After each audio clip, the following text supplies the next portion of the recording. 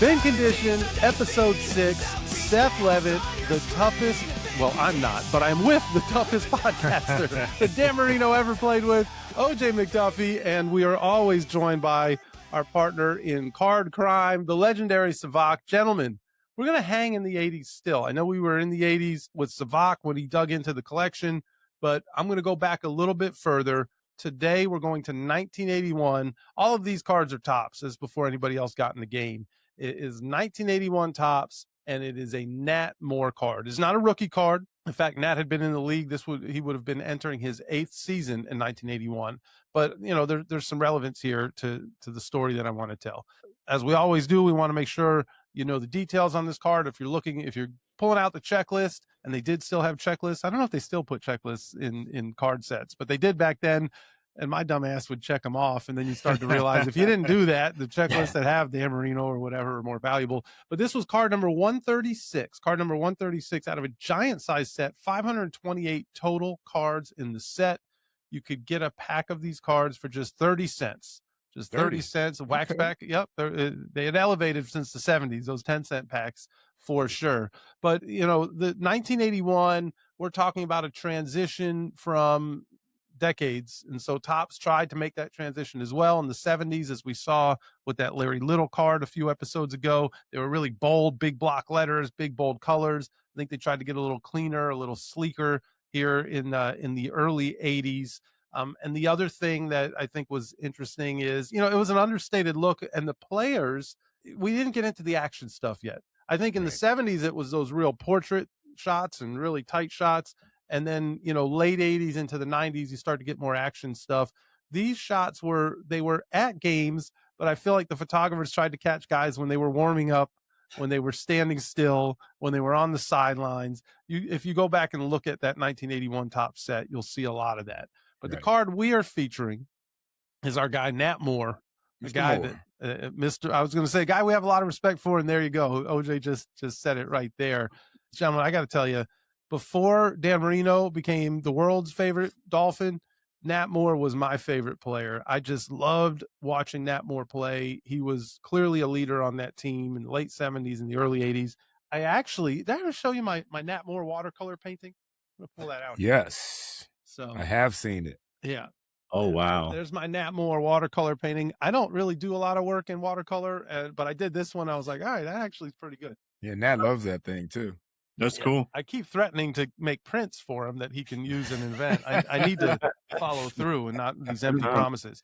But the card, so 1981 Topps, Nat Moore, here's the card, and it's especially special for me because, as you can see, that is not a pre-printed signature that came on the card. That is actually Nat Moore's signature.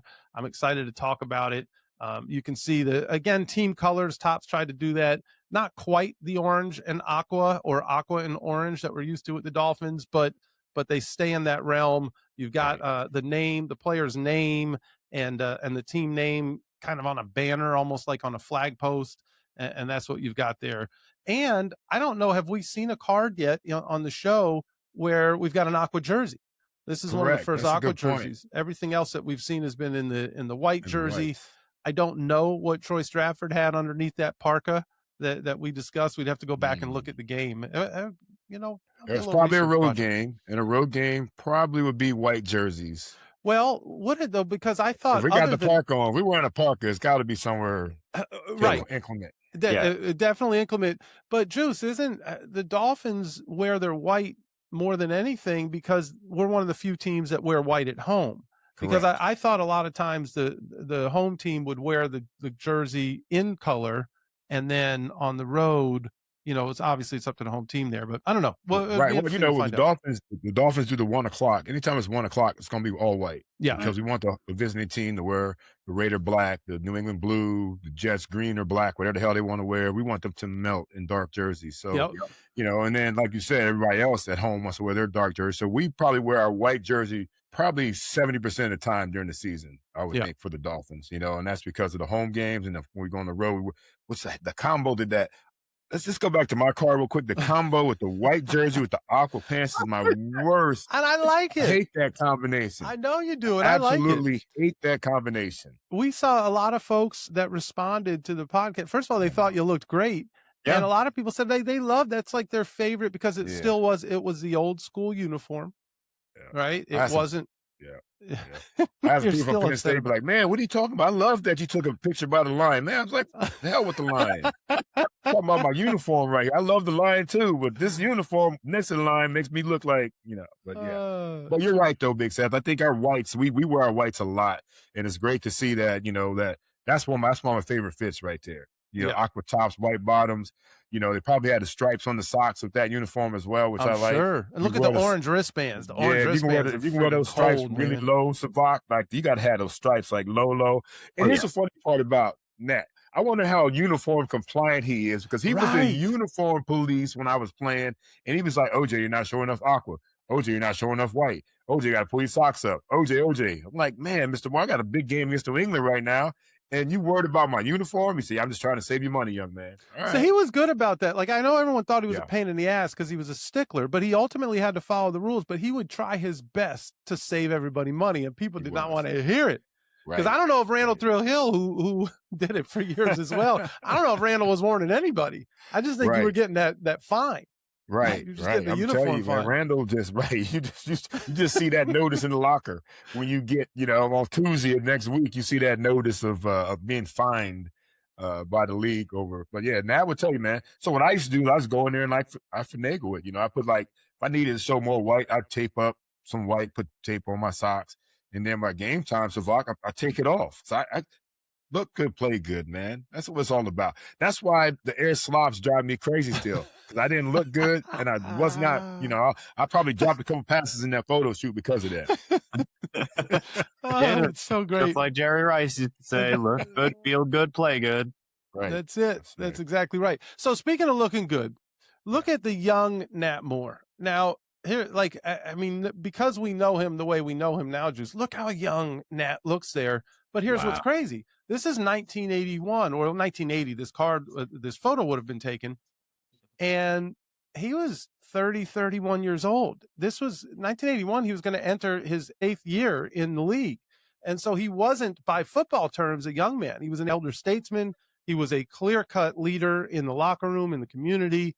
He had already been a Pro Bowler. He had been an All-Pro in 1977. He led the league with 12 touchdowns. So by the time we get this, Nat was the star of the offense in so many ways, especially after Zonka and Kick and Mercury Morris had moved on or out into the World League and so on and so forth. So, we know Nat today as a senior advisor at the, just an executive with the Dolphins and we're not so young ourselves any longer, but it's cool to see these guys that we know now and to see them in those glory years.